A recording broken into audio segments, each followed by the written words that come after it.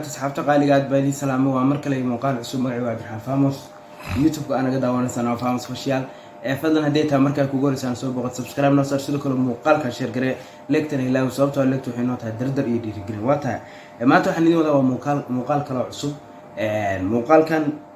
waxa waaye kaga hadlaynaa arrinta Sharma Boy oo sheegay in uu showga Nairobi uu ka qayb gali doonin sababo jira awgood Sharma Boy waxa uu bartiisa community-ga ku soo qoray saacado ka hor in uu ka qayb gali doonin showga lagu qabanayo fanaaniinta qaranka. Haddaba Sharma Boy wuxuu yiri kole marka hore eraya waxa waaye xanaf leh ayuu ka horeysiyay qoraalkan uu bartiisa community-ga ku soo qoray. Wuxuu yiri marka hore shacabkayga ku gashay qurbo lagu fahan inaad ku wareertay qurbo waa adigan isku xaaray durbo dhabarka hadduu ku xanuuno cab xulbo haye waa balan inaad gasho qurbo. Kole erayada qof buu la jeedaa ama dad buu la jeedaa marka waxaan ka hadli doonaa inta fariinta kooban asxaabtiisa faniskiisa u reebay. Wuxuu yiri fiiro gaar ah asxaabi hal ogaado wax show ah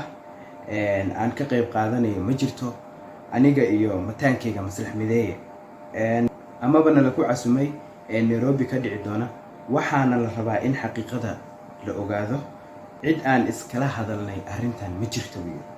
sidoo kale ama bana la soo xiriiday iyagoo og xaaladda taagan iyo sidaa darteed loogu gumaadayo dhalinyarada Kenya. Sidoo kale waxa uu sheegay Sharma Boy in uu waxa weeye la qaybsanayo xanuunka walaalkiis Shakubaba oo dhibaatada soo gaartay sidoo kale isna halkan ayuu waxa weeye qoraalkan soo qoray bartiisa community-ga ayuu magaranaysaa kula wadaagay xanuunka soo gaaray walaalkiis. Waxa uu sheegay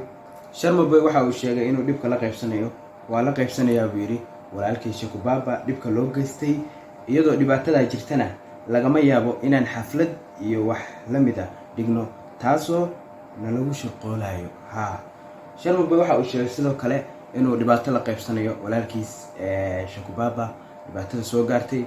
Sidoo kale waxa uu sheegay in wax xaflada uu ka qayb galeen iyadoo dhibaatada hadda taagan ay jirto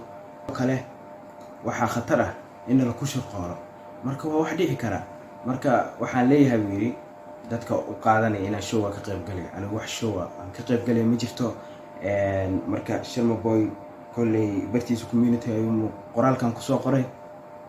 bal waa la socon doonaa insha Allah waxyaabii kale oo soo kordha muuqaalka inta ku kulmi doono waxaan leenahay sidaas iyo nabadgelyo.